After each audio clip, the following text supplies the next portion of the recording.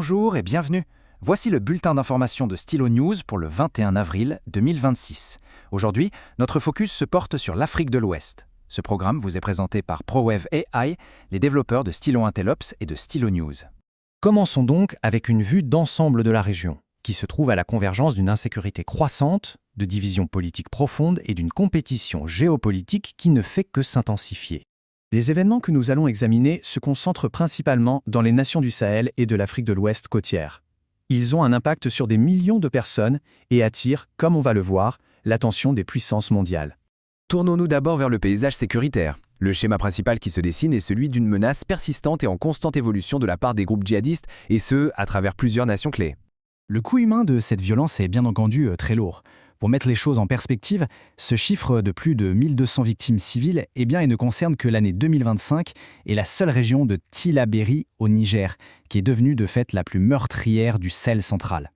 Voici les principaux acteurs non étatiques responsables de cette violence. Ces groupes exploitent les faiblesses de la gouvernance et la porosité des frontières au Mali, au Niger et au Nigeria. Des renseignements spécifiques obtenus le 13 avril indiquent des projets d'attaque contre l'aéroport et des installations pénitentiaires dans la capitale du Nigeria. Cela a bien sûr déclenché un renforcement de la sécurité, ainsi qu'un retrait préventif d'une partie du personnel de l'ambassade américaine. Cette crise sécuritaire se déroule dans un contexte de schisme politique fondamental sur l'avenir de la gouvernance au Sahel. On observe ici deux factions opposées. D'un côté, les gouvernements militaires de l'AES, et de l'autre, la nouvelle ADS, une coalition de démocrates en exil qui a été fondée à Bruxelles le 7 avril dernier.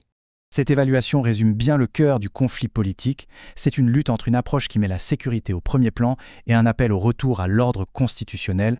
Ces dynamiques internes ont sans surprise attiré une attention internationale considérable, transformant le Sahel en un véritable théâtre de compétition géopolitique. Les États-Unis, par exemple, ont ajusté leur politique vers un engagement pragmatique avec les juntes militaires, notamment pour contrer l'influence grandissante de la Russie et la Chine. Pendant ce temps, d'autres puissances comme la Turquie développent aussi de nouveaux partenariats de sécurité.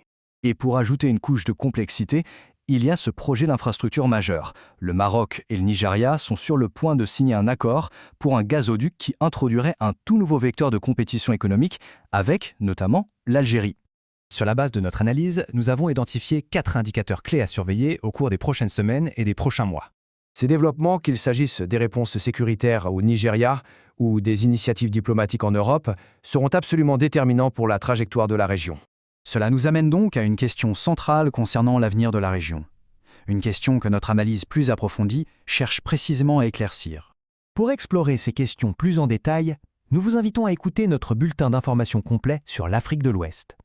Merci d'avoir suivi ce bulletin d'information de Stylo News.